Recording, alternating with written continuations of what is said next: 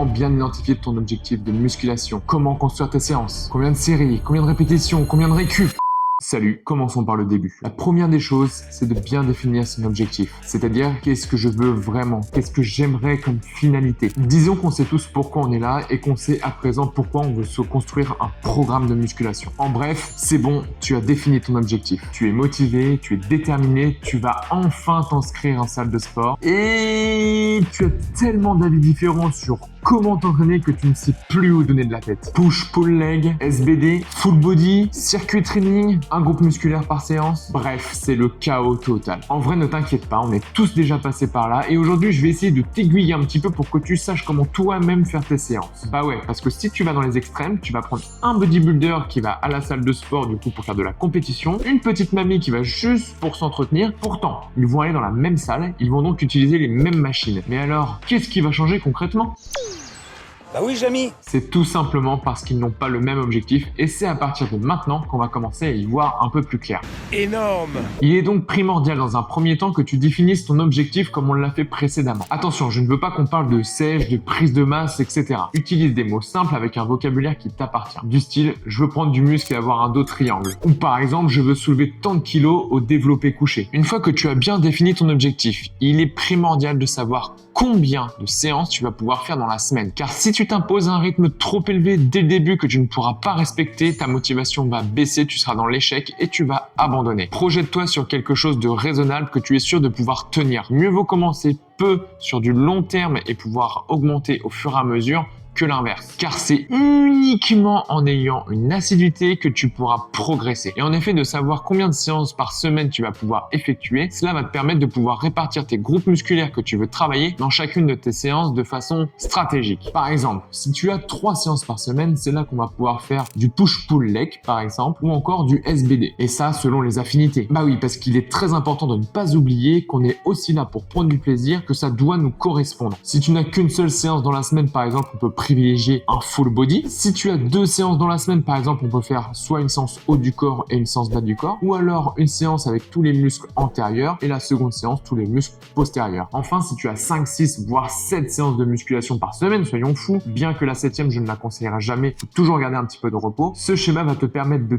t'exploser un groupe musculaire sur une seule séance et avoir toute une semaine de récupération sur ce groupe-là. Ok les amis, c'est le moment où il faut mettre un petit pouce bleu et t'abonner parce que c'est là que ça va commencer à devenir hyper intéressant. On continue. Ok, alors maintenant que tu as défini ton objectif, que tu sais combien de séances tu vas faire dans la semaine et comment tu as réparti tes groupes musculaires dans chacune de tes séances, il va falloir trouver les bons exercices. Est-ce que je fais des machines guidées? Est-ce que je fais plutôt des poids libres, haltères et barres? Est-ce que le travail au poids du corps c'est bien aussi? Est-ce que je dois travailler les mollets? Pas de panique, pour t'aider et te faire gagner du temps, j'ai déjà fait une vidéo sur quelle machine utiliser en salle de sport. Je te mets le lien dans la description. Pour savoir exactement quels exos et combien d'exercices tu vas devoir mettre dans ta séance, il est aussi très important de définir combien de temps va durer ta séance. Effectivement, si tu as qu'une heure devant toi ou 2 heures, ça sera pas du tout la même séance, ni au niveau du contenu, ni au niveau de l'intensité. Exemple tout bête, mais si tu vas courir pendant 1 heure, et tu n'iras pas à la même vitesse que si tu dois courir pendant 2 heures. Est-ce que l'image est plutôt claire? Est-ce que c'est bon pour vous? C'est pareil en muscu. Maintenant que tu as trouvé le fond de ton programme, il faut que tu mettes les formes. Et ici, les formes vont faire le lien avec ce que je t'ai dit en tout début de vidéo en faisant la comparaison entre le bodybuilder et la petite mamie qui n'ont pas du tout le même objectif mais qui vont fréquenter la même salle de sport. Ils vont donc fréquenter le même endroit, utiliser les mêmes machines mais s'entraîner totalement différemment. Et c'est là qu'on va pouvoir jouer avec les paramètres suivants. Série, les répétitions, les temps de récupération, l'intensité, le tempo, la charge, etc. Pour savoir combien d'exercices mettre dans ta séance, combien de séries mettre dans tes exercices, combien de répétitions mettre dans tes séries, etc. C'est très simple puisqu'on va se repérer à des tableaux qui existent déjà.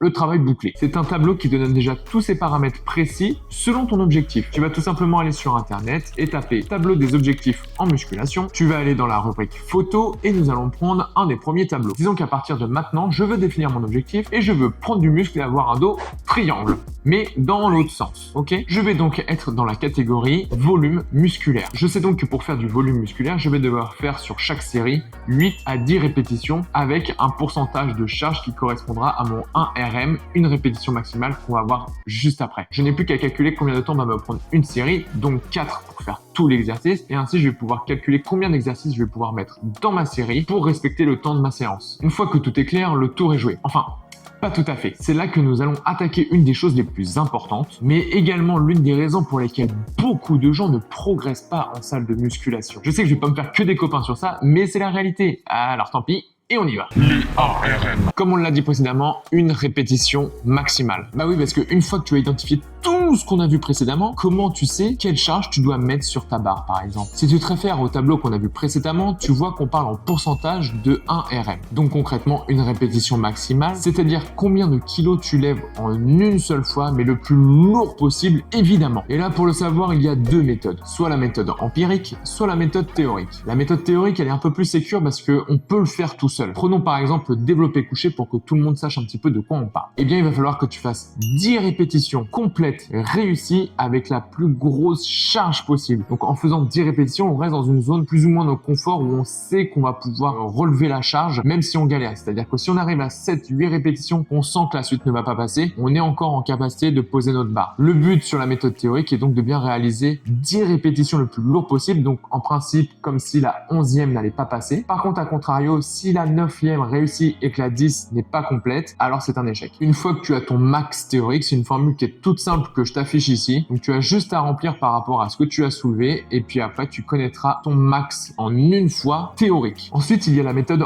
empirique. Alors là, on va plus parler de théorie puisque on va concrètement aller pratiquer et aller soulever une fois le plus lourd possible petit à petit. Là, cette méthode, elle est vraiment sympa si tu as un gym bro, si tu as un coach, si tu as un mec autour de toi, il faut et tu dois te faire aider. Tout simplement, tu mets une charge, tu le fais une seule fois, si ça passe, tu reposes, tu augmentes et tu recommences. Et ainsi de suite jusqu'à l'échec.